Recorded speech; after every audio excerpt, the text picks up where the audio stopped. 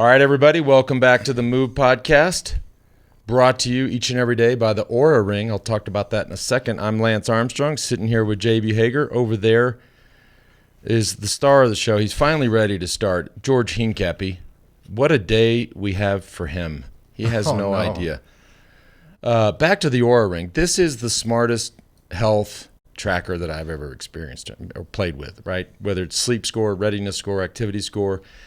Although I have a little bone to pick with my co-host over here, George Hincapie. We had a dinner with some guys last, kind of a business dinner, and we're walking out, and he's like, "Maybe we should have a nightcap." And I was like, "What are you talking? Like, it is time for bed. The old man got a bad neck. I got to go home and go to bed." And so as I check my score, George, and I blame you for this. It's not good, and I blame you, and I blame the nightcap. The readiness score is only 59. It says pay attention. Oof.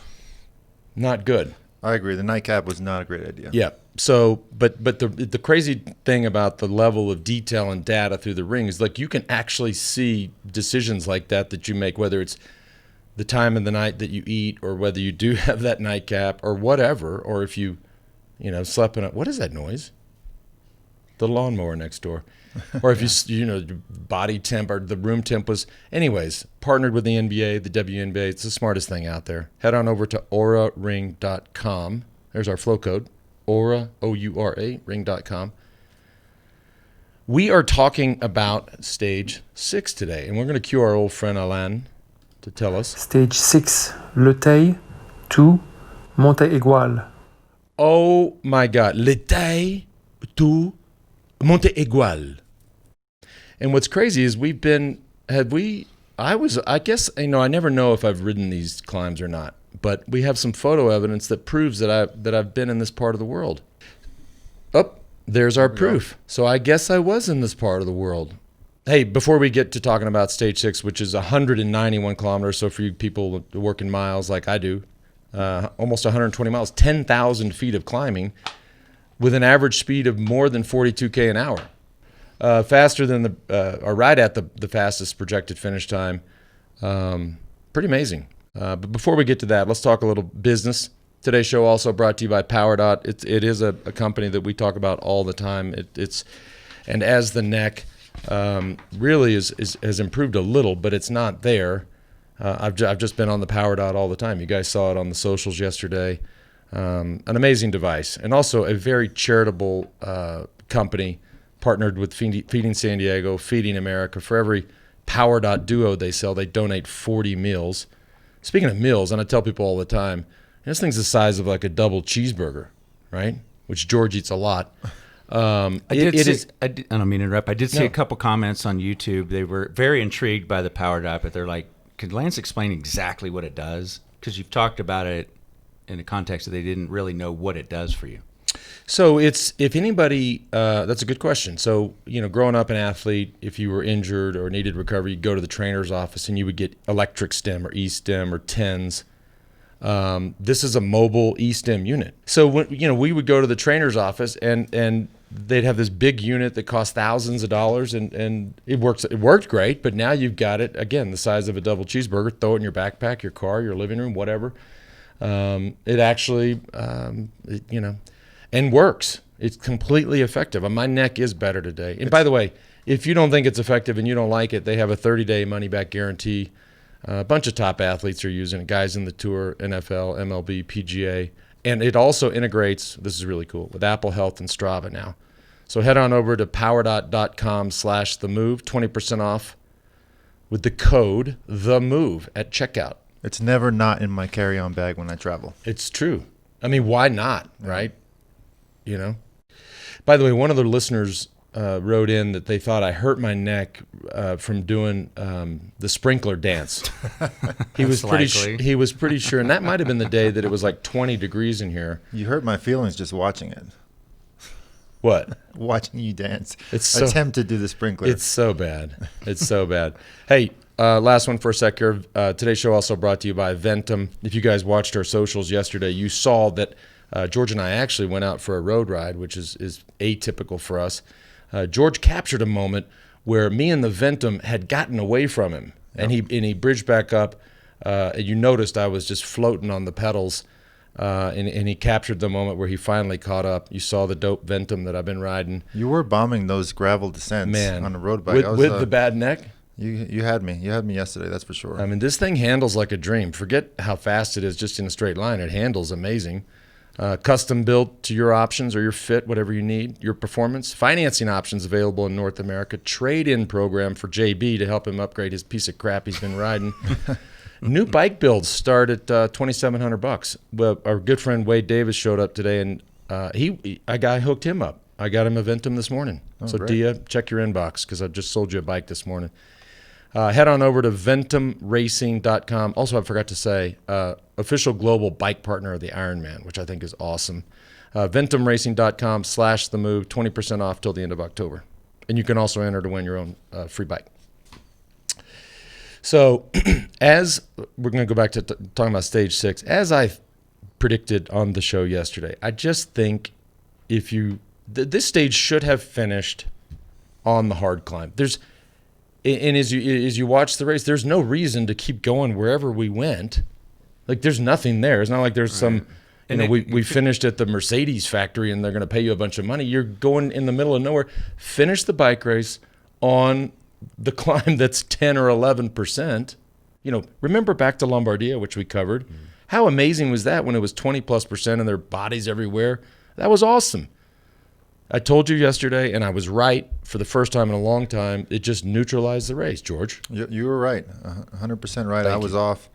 The climb was very hard. It was a very difficult run-in. The breakaway was no panic cooking breakaway. These were some legit guys with GVA in there, and Lutsenko ended up winning. And Nilsson Powless, what a ride he did. He might have ridden a bit too aggressively. May have had a bit too much confidence. I think he learned a big lesson today, but it was just awesome to see him being so aggressive and being up there in what we all know is a very, very difficult breakaway to make today. I'd be curious to know what was, because I agree with you, and this is a big talent from the U.S., which we've been following him. Awesome to see him up there. What was, I don't know if that was coming from the team car or if that was him just riding, the race he felt like was best for him to ride. But, I mean, again, not with Pannekuchen, right? You're with Lutsenko, you're with GVA, like, and your young kid, like, sit on the wheel. Like, these guys, Lutsenko especially. I mean, this guy's a real bike rider. Yeah, no, he's had an awesome couple of years.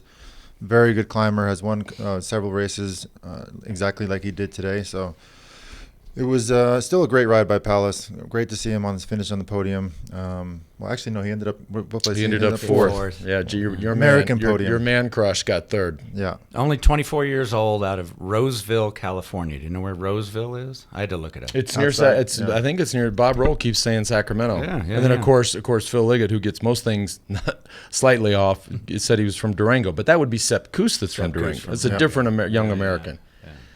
But yeah, now he's. We saw him a couple years ago when he was riding for Axel Merckx's team in the Tour of California up on Gibraltar outside of Santa Barbara, which is a very hard climb. Absolutely, yeah. Man, that's a.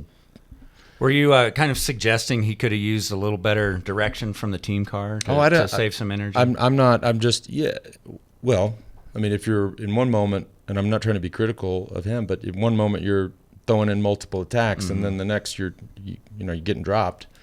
Not getting dropped, but letting Lutsenko ride away from you. Yeah, you may look back on that and say, "Oof, maybe I should have saved some matches." Yeah, because he was clearly strong enough, perhaps without those attacks, to ride on Lutsenko's wheel to the end. And then who knows what would have happened in that sprint, because it was a much gradual running once they went over the Category 1 climb. Because Lutsenko, he am I saying that right? Lutsenko. Probably not. Does Our Lady, does Noosa and Nusha. We were pronouncing her name wrong. Does Nusha? She speaks a lot of languages. She probably knows how to say his name, Lutsenko. But hats. I mean, he timed it right. He attacked. Look at the ratios of this climb. So it went 11%, 10.9%, 8%, and that's when he went away. So he was just biding his time, and that's obviously if you're going to go for it, that was perfect. Yeah, my guess. And he was putting time on the peloton. Yeah. These days, all the guys know the exact percentages, what's coming up. They probably even rode that climb. So my guess is he was waiting for that moment where the climb got steep to really put it all out there. And didn't, like we said earlier, just an incredible stage for him and for his team Astana. Yeah. Which was your old team, by the way. Unfortunately, that was my team for for a year or so. Well, our on the road correspondent was telling me today that Category 1 climb was super hard, and he feels like some of the best guys may have lost an opportunity. If they were feeling good, if they had the legs, they should have tried to attack. But it did look like Ineos was setting a really tough pace, and perhaps it was too hard to attack at that moment. It was good to see them riding together, try to establish some more, control of the race. And Jumbo, I think, just was sitting in, biding their time. I think they rode really smart today. Well, a couple of nuggets so George and I, we went on this road ride yesterday, and I said, let's go on a road ride, and then let's end up at Woody Creek Tavern, which is kind of a famous place here in the valley, mainly made famous through the late, great Hunter S. Thompson, who ate there every night, just got hammered, got in fights, just started yelling at people. So we went and had lunch. We didn't do any of that, by the way. We went and had lunch there. But so as we're sitting here, and we're eating chicken enchiladas, right, which was delicious. By the way, Kevin Wilson, who owns the place, is a great cyclist. This is a British guy, and back in the day was top 10 in Leadville a couple times. A cool guy. Oh, wow. So we're sitting there, and George, he told me a couple of really interesting things. He said, whoever wins today's stage, I think will go on and win the Tour de France. And so my reaction was, okay, that's a big statement. Why the fuck didn't you say that on the show this morning as we were talking about tomorrow's stage, which is today? Obviously, Lutsenko is not going to win the Tour de France, but you're just going to sit down over chicken enchiladas and drop some knowledge like that? Well, I retract my statement. I thought it was going to be a harder day, and the group was much bigger than I had envisioned today, so I was off. I could be wrong once in a while. I've been right plenty of times this week, so I'm wrong. I got one strike against me so far. Yeah, I was right on that one. And then the other nugget that he dropped on me. Oh no! We start talking about the beard, okay, and the beard pole and whatever. Oh God, let's not go there. And then we start talking about. He's like, "Have you ever watched Yellowstone?" He's like, "I'm obsessed with this show, Yellowstone." I am. And I was like, I think I watched season 1, and whatever. He's like, and actually, after I watched it, that was my inspiration for growing the beard. I was like, it helped me confirm my beard. We have asked the people to vote on. To engage and be involved. All these votes, and it's a TV show is the reason you grew a beard. The beard came from quarantine, and then I kind of liked it. Then you started watching the show. The wifey kind of liked it. Then I started watching the show, and it kind of confirmed that the beard is a good way to roll. For now, I may shave before. Have you never rolled with a beard? I guess cyclists rarely do it. Very rarely. Back in the day, you'd get yelled at. Jean-Marie LeBlanc make you shave. Right. You show up with a little scruff. He says, "You better shave your face." And you would tonight. listen. Wow. Yeah. Here's our poll right now. Well, should Lance Armstrong grow a beard? 67%. He can try. I like how it says try. That's by the way, that's not yes. That's like he can try. 33% say keep it clean. So I just have a little news for you 67%ers. There's really the 3 votes that are the most important. I was actually going to have them come in and just announce their vote, but Anna, Max, and Olivia are strong supporters of shaving regularly. So I'm going to have to buck the 67%ers, and I'll be shaving. And I'm also going to get a little haircut after this, too. So you'll see a big difference tomorrow. The other cool thing about this was awesome. We were leaving Woody Creek Tavern after lunch, and we walk out to the bikes. And they have a lot of people ride down there. So these bike racks everywhere, and there's this young couple standing there. And we posted a video on socials yesterday, but this shit's hilarious. So I'm walking out to my bike, to my Ventum, and this, he's gonna be mid-30s. This guy's like, "Hey, Lance," and I was like, "What's up, man?" And then he looks over, he's like, "Oh, George," and George's like, "What's up, man?" He's like, "Dude, I love the podcast. I love the move. I love the podcast." And he's with this cute girl, and she says, "Yeah, we're on our honeymoon." Oh, and he's watching the show every day? Yeah. I said, "Honey, I'm so sorry. She's listening to our dumbasses every day, and you are on your honeymoon." But then we ended up getting a great video, which we'll try to share tomorrow on the show, of us catching up to them on the bike path, and they were super excited. And Lance I tried to take you out. tries to take me out, almost crashes me because the guy can't move his neck. So he starts leaning over on the bike path, takes me into the ditch while I'm trying to selfie video this interaction with us and the newly married couple. You know, this is a good time to throw this out, and I know we're going to look ahead at tomorrow and have other things to do, but someone on YouTube, I am skimming the questions and comments every day, did ask you guys what it's like being recognized in public today. Do you embrace it? Do you enjoy it? Is it annoying? When's appropriate? When's not? I thought that was a good question. That doesn't bother me. Well, I love it. It's great, especially when they say they're watching the show. I think right. It's super cool to see that. We enjoy it. Yeah. Keep them coming. Hey, baby, we got to build back the Army. That's what I say. Huh? Yeah, that's right. You feel me? One at a You time. picking up what I'm putting down? Well, I've been telling you this for years. You're right. You're right. And, you know, the George last night with his nightcap, like socializing with all these people. It's like, let's get the fuck out of here. You're killing me right now, bro. Keep digging that hole for me, buddy. Keep digging it. Oh, no, Mel. We were looking at the race book for today, and we just had some more questions about. Anyways, hey, let's talk about tomorrow. But before we do that, and I've talked about LMNT a bunch, just in my own interaction with the friends that come over and train. This is the smartest hydration that I've come across. And again, I got no skin in this game. I love this company. We just sort of stumbled across it. But we've gotten, I don't know, I can forward them to you, JB, but we've gotten some really cool I've gotten a bunch of cool emails from people that really believe, as I do as well, that hydration and dehydration can have some serious consequences, especially cardiac stuff. Obviously, if you're out training, hydration and being hydrated is important. But the long-term effects of chronic dehydration are massive. I don't think people truly appreciate it.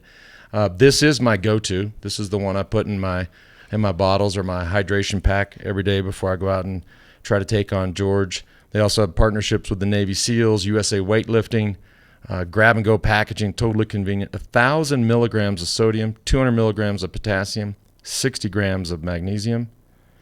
No sugar, coloring, artificial stuff, just straight up. Also have a cool partnership with Tim Ferriss, who knows a thing or two about a thing or two, if you know what I mean. Head on over to drinklmnt.com/themove. drinklmnt.com/themove. Last one of the day. Here we go. New partner for the show, Swiss RX. We got it right here, right? These guys make supplements that were once only available to doctors. Think about that for a sec, right?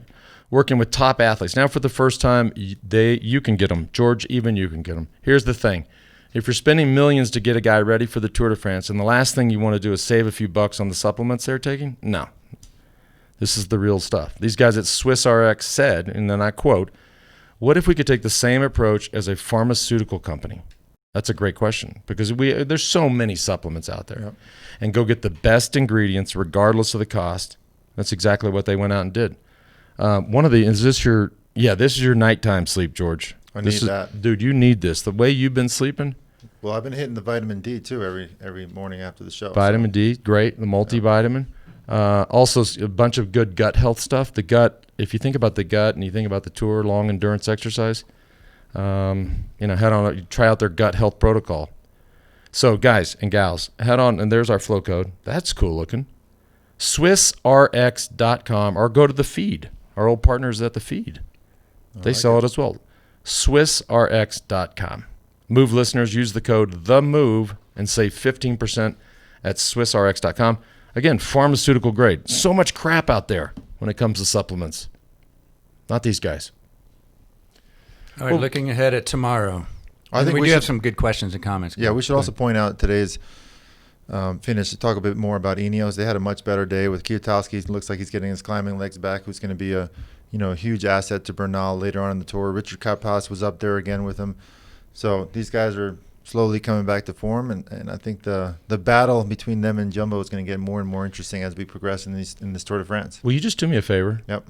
If you're going to say something really poignant and significant later in the day that actually applies to the Tour de France, Could you just say it on the show? Yeah, like, of don't course. drop it at the Woody Creek Tavern. Like, the guy who wins tomorrow is going to win Was the tour. that was that not poignant enough for you? That was. But I just, if there's anything else, I would love to hear it on the actual show.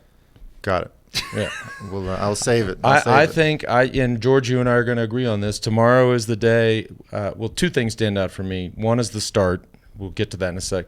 Tomorrow's the day a breakaway goes away and stays away. Agreed. And like you mentioned, you pointed out earlier, the start is super, super hard, very lumpy. There's going to be a real chance this breakaway makes it. There's a lot of guys that are 10, 20, 30 minutes behind the GC now, so they have room to move. They'll have freedom to get the time, and the ideal situation for Mitchelton Scott would be to let a breakaway go with a non-dangerous GC guy up there, and they can keep the yellow jersey. I mean, this start, it literally starts at kilometer 0 straight uphill. And that one's not that long. They bomb down, but they've got three, pretty tough climbs right out of the gate. Within the first 20K, Like I mentioned climbs. many times, the Massif Central is like the hardest place in the world to ride a bike. And if you're controlling the Tour de France, there is nothing harder than that, because you have these small roads, big roads. You get the peloton, the attackers get so much momentum on these downhills, and they just fly by the teams that are trying to control the race.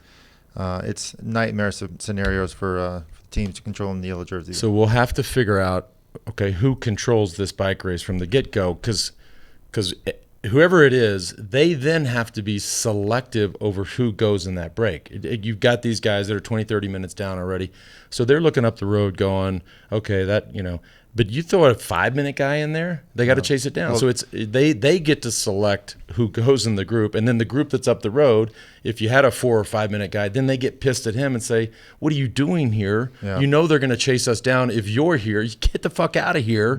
What we would do, in particular these stages in the Massif Central, is we'd kind of have an idea of every team, which guys on which team were dangerous, and you really need to pay attention. You're at the front and you see somebody like a Vinokourov would always be attacking us during these situations. You can't let that go. No. And if a group of 10, 15 guys with a super strong, dangerous guy in the GC gets a 20, 30-second gap, you're in big trouble, and you're going to be burning a lot of matches to get that back. So the best thing to do is try to jump on these dangerous guys that are trying to get away and neutralize them from going away, which is a very difficult task. But we're going to see Mitchelton Scott controlling tomorrow for sure. You reckon? Absolutely. Right out of the gate. Absolutely. They want to keep the yellow as long as they can. I mean, if back to what you just said, if there was a 5-minute down guy in the break, would they literally chew his ass like you're screwing up this break? Yeah, of course. You would get chastised? Yeah, of course. What are you doing here? If you're here, we're not going to stay away. But if you had 10 guys that were all 20 minutes down, they know they're going to make it to the finish. Unless maybe you have one of these sprinter teams that's so motivated.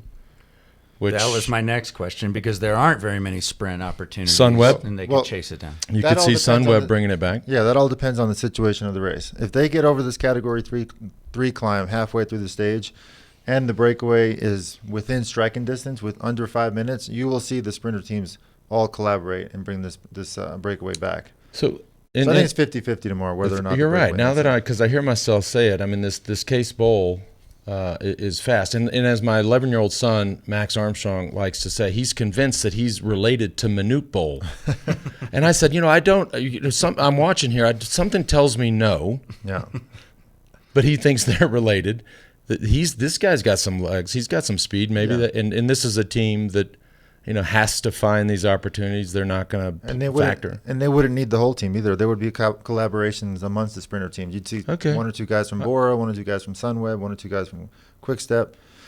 So you'll see two or three teams. I think we're talking ourselves out of our initial prediction. You might be right. I'm predicting Case Bowl wins the stage tomorrow. I think you better get it now, because he's not going to get it So if later. I'm Mitchelton Scott, I'd almost try to keep that breakaway, even if it's somebody that isn't too dangerous. And I'm sure Whitey will be thinking the same thing, within striking distance, so they can sit up after the halfway mark and rest for the stages to come. They'll have other teams take over. They won't have to pull. By the way, Adam Scott went on the record and said, because just to remind y'all, he got the jersey when Adam Yates. Or Adam Scott, Adam Yates. This shows you how much I think about golf. Bikes, so no, this is because I think about golf all the time. Yeah. Adam Scott's a golfer, but Adam Yates, my bad, back up. So that was wild. So he was sort of gifted the yellow jersey as Alaphilippe got this penalty. He went on the record and said, "Look, I don't want the yellow jersey this way." I mean, obviously he wore the yellow jersey and it's cool to wear it, but he publicly stated, look, this isn't the way you want to get it. Yeah, it was interesting. He was already in the bus, showered up, ready to go back to the hotel. They were like, hang on, you got to come back to the podium. You got the yellow. Yeah. You're the Maillot jaune. You're the Mellow jaune. There were a lot of people asking if Alaphilippe did that on purpose to not have to work his team so hard. Are you kidding me? A lot of people suggested it on our YouTube comments, that it was calculated to not have to defend. No. You know what? That would I've never thought about that. That would be crazy. Which, by the way, he put in a really solid attack there at the end today. So he's got the legs. He's got really good legs. I don't think he did that on purpose. No. Okay. No. Well, I mean, a French guy. It's an interesting theory, though. Yeah, it is. It actually is. But we saw last year he would do anything to stay in yellow. Yeah. Again and again and again. Yep. Yeah. I feel like there was one other thing that happened on this bike ride yesterday that I should be talking about. I might remember. If I remember, I'll tell you tomorrow. So who was your pick, George? For today? For tomorrow. For tomorrow. Yeah, you go ahead and try to pick today. You're definitely going to get it right. I thought you said who was your pick. You didn't really nail down a pick because there's two scenarios: the breakaway of someone way down or a sprint. So right. Yeah, I guess you can only predict it's if a it's really a sprint. tough call. I mean, tomorrow's the best chance for a breakaway to make it that we've seen so far thus far this week. But I'm still pretty convinced if they're within striking distance after that Category 3 climb, the sprinter teams will start collaborating and there'll be a sprint. And it's not that long. It's only 168 kilometers, so just over 100 miles. I mean, back in our day, if we'd have seen a stage 168, we'd be like, oh, dude, this is awesome. Short day. If I'm the director of Mitchelton Scott, I'm going to tell them, guys, you're controlling the race for the first 70 kilometers. Yep. And if you keep the break within distance, you won't have to work anymore. Because the sprinter teams will take over. I do think. Yeah, You still won't pick. Who are you picking? This is going to be a tough. I'm gonna GVA. Well, my boy. GVA, by the way, was super strong today. I agree. He almost got the yellow jersey. I'm just giving. He's awesome. Total awesome. class guy. Olympic champion. But you just always pick him. That's why I'm giving Man you crush. shit. I'm not picking him. Man crush. I'm not picking him for tomorrow. GVA needs to grow a beard. Yeah, he does. Yes. I'll shoot him a message. Tell him we want to see a beard on him. I'm going to pick Nizzolo again. I keep going with Nizzolo. He's going to be coming around. You keep picking it. One of these years, you might be right. Yep. Unless he joins Cofidis, and then you'll never be right because they haven't won a stage in the Tour de France in 12 years. Hey, but they're having a good Tour de France. I mean, they were third yesterday, third today, second or third today. Yeah. They're second place loser. They're rolling pretty good so far. We got some questions. We are JB. getting flooded with comments and questions, and questions in Instagram too, which is great. But this one cracked me up. It's from Nathaniel, and it says, with regard to Sepp Kuss, Dumoulin said, his teammate said, he's a really nice guy, super friendly. He is not really American, though. Asked to elaborate on this, he said he doesn't have a big mouth.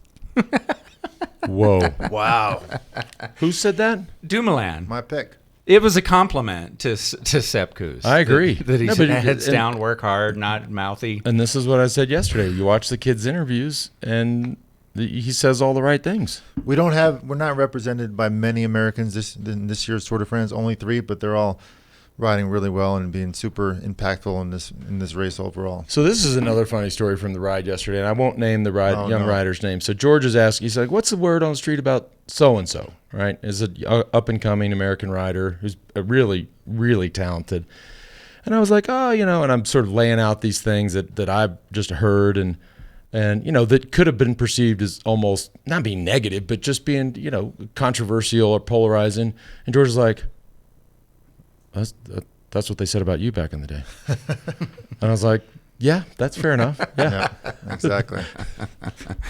This came through Instagram. My 8-year-old son, Teddy, wants to know how much the riders sleep in a day during the tour.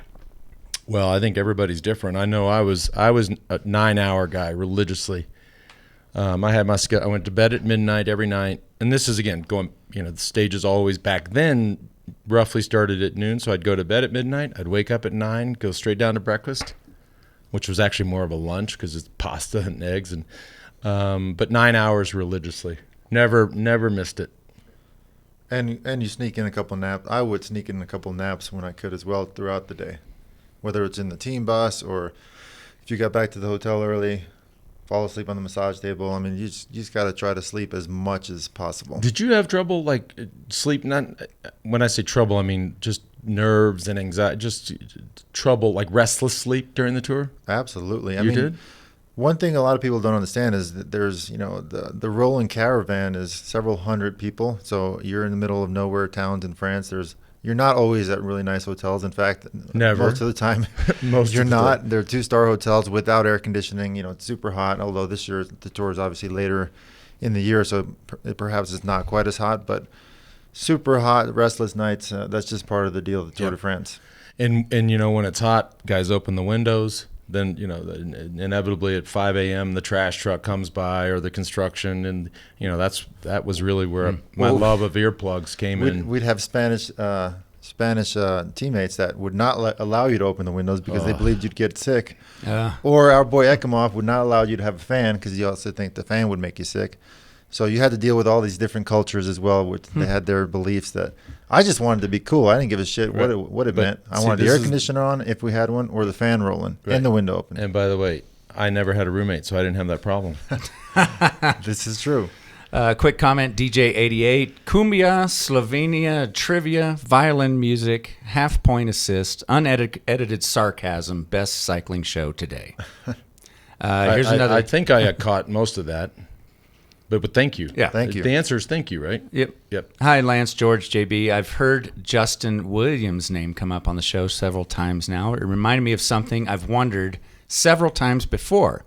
With criteriums being so dominant in the American racing scene, why is it that there has never been a major American World Tour sprinter?